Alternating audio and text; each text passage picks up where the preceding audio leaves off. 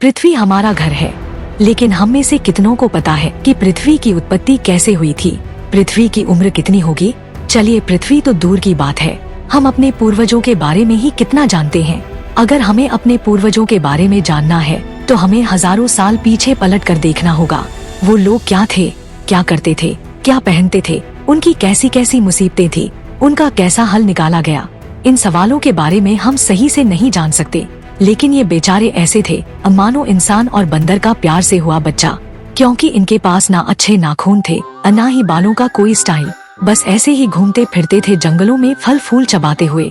और कपड़े, क्या कपड़े, वो तो जानवरों के खाल ओढ़ कर घूमते थे। अगर भूख लगी तो खुद जाकर शिकार करके लाना पड़ता। घर का काम भी आसान नहीं था, क्योंकि घर नहीं गुफाएं होती थी, और उन गुफाओं में बैठकर आग जलाना भी किसी कलाबाजी से कम नहीं था।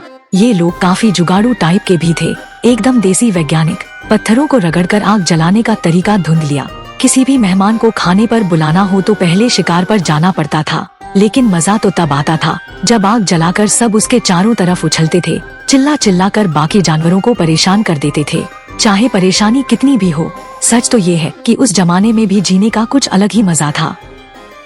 जीने की चाहत में खाने की खोज हो या कोई प्राकृतिक आपदा या किसी जंगली जानवरों से बचने के लिए एक जगह से दूसरे जगह तक भटकने वाले आदिम काल के मानव जाति को ही हमारा पूर्वज कहा जाता है। इंसानों की शुरुआत कैसे और कहां पर हुई थी, इस बारे में तो सही से किसी को नहीं पता, पर कहा जाता है कि हजारों साल पहले अफ्रीका, चीन और जर्मनी में ये लोग पाए गए थे। तकरीबन 70,000 साल पहले अफ्रीका से आदिमानवों की एक ग्रुप भारत में आते हैं। फिर 45,000 साल बाद भारत से कुछ यूरोप की तरफ, और 35,000 साल बाद कुछ लोग ऑस्ट्रेलिया की तरफ चले गए खाने की तलाश में। और मौसम के बदलाव से बचते बचाते ये लोग हमेशा से ही एक जगह से दूसरे जगह तक भटकते रहते थे। करोड़ों साल पहले की बात है, तब हिमालय नाम की कोई पहाड़ एग्जिस्ट ही नहीं करता था। हम ये कह सकते हैं कि हिमालय की जगह पर एक विशाल समंदर हुआ करता था, और इस समंदर को चारों तरफ से एक घने जंगल ने घेरा हुआ था। इसी जंगल की गली में भटकते फिरते थे कुछ वन मानव की तरह दिखने वाले जीव। दरअसल उन्हें हम बनमानव नहीं कह सकते, क्योंकि बनमानव तो हम गोरिल्ला, चिंपांजी जैसे जीवों को कहते हैं, और उस वक्त ये धरती पर पाए नहीं जाते थे। यही बनमानव की तरह लगने वाले जीव डाली डाली में झूमते फिरते थे। मन किया तो कभी कभी जमीन में आकर खाना ढूंढने लगते। अब ये मत पूछिए कि ये क्या खाते थे, जो भी अच्छा लगे बिना सोचे वही खा लेते, क्योंकि खाने के सिवाय उनके पास कोई और टेंशन ही नहीं था। इस तरह से हंसते खेलते कई दिन बीत गए, पता नहीं क्यों, पर अचानक एक बार उस समंदर के सीने में एक भयंकर कंपन होने लगा। देखते ही देखते समंदर को चिरकर ऊपर उठा एक विशाल पर्वत। यही था हिमालय। किसी को कुछ समझ में नहीं आया कि ये क्या हुआ, कहां से और क्यों प्रकट हो गया ये विराट पर्वत।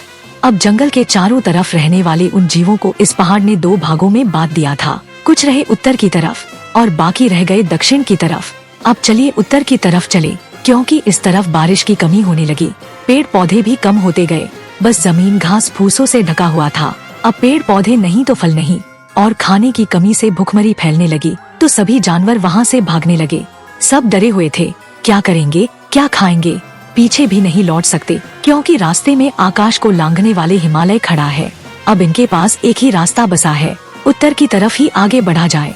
तो आगे बढ़ते बढ़ते उन्हें एक ऐसी जगह मिली जहाँ पर नदी थी, पेड़ थी, और तो और वहाँ कुछ जानवर पहले से ही रहा करते थे।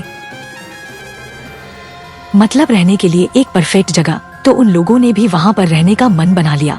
इतने दिनों बाद दूर दूर तक भटकते हुए आखिर रहने के लिए कोई बेहतर जगह मिल ही गया।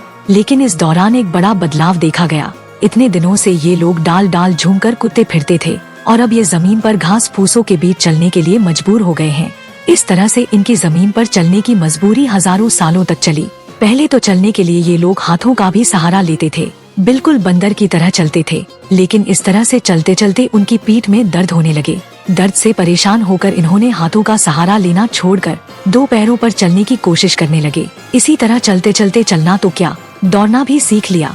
जमीन पर चलते फिरते इनकी चेहरे में भी काफी बदलाव होने लगे।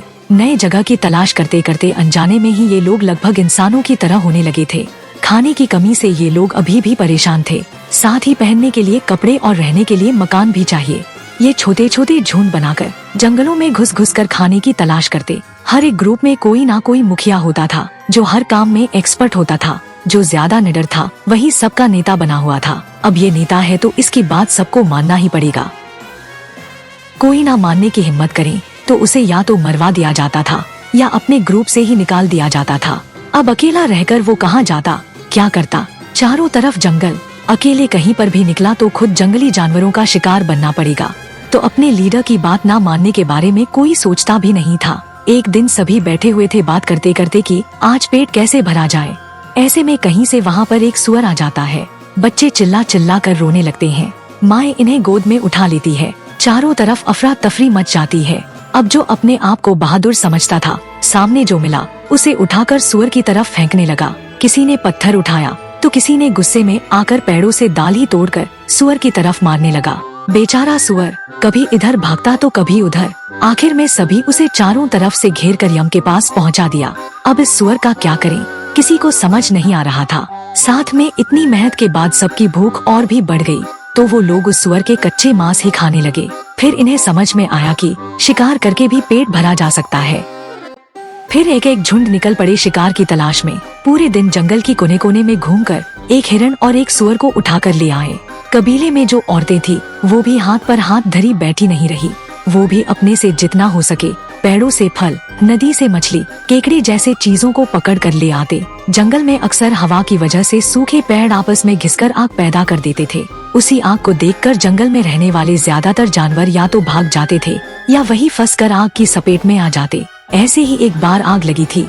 कुछ जानवर तो भाग गए अपना घर छोड़कर, लेकिन जो फंस गए वो जलकर मर गए। कुछ देर बाद उस जगह से होकर कुछ लोग गुजरते हैं। उन्होंने देखा कि कुछ बेचारे जानवर आग में जलकर पक चुके हैं। इन्हें देखकर उनका पेट घोड़ाने लगा। ये अपने आप को रोक नहीं पाए तो जले हुए मांस खाने लगे।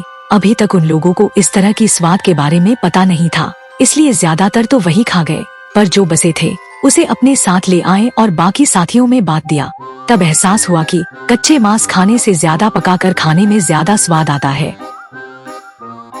उस दिन से जब भी मौका मिले, जब भी कहीं पर आग जलता हुआ दिखे, वो लोग तुरंत वहाँ पहुँच जाते और अपने शिकार की तलाश करने लगते।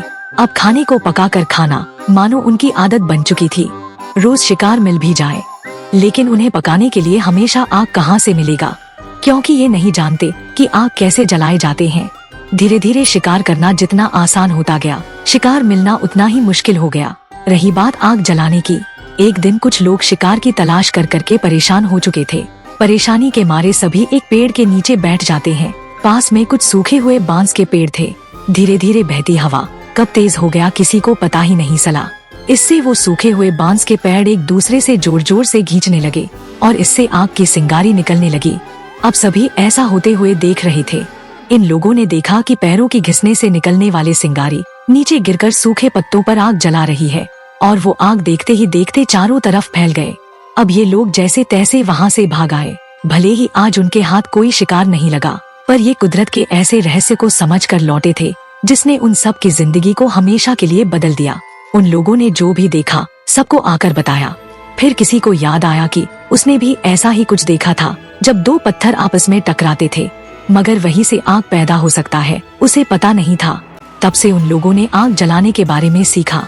शिकार से लौटकर एक बड़ा सा आग जलाया जाता है। शिकार करके उन जानवरों को उसमें पकाया जाता है। फिर खुशी के मारे उस आग के चारों तरफ घूम घूम कर ये लोग उछलने लग जाते। फिलहाल आग में दिए मरे हुए जानवर भी तृप्त हो जाते। अभी भी परेशानी पीछा नहीं छोड़ रही थी। एक खत्म हुआ तो दूसरा आकर सर पर बैठ जाता था। कपड़े की परेशानी, हाँ ये अलग बात है कि इंसानों में बदलने से पहले उनके शरीर लंबे लंबे बालों से ढके होते थे। यही बाल उन्हें ठंड से बचाते थे। अगर ठंड ज्यादा होती तो शरीर में धूल मिट्टी लपेट लेते। फिर हम सब जानते हैं कि उन्होंने पेड़ के छिलके, जानवरों के खाल भी शरीर में ओढ़कर घूमने लगे थे।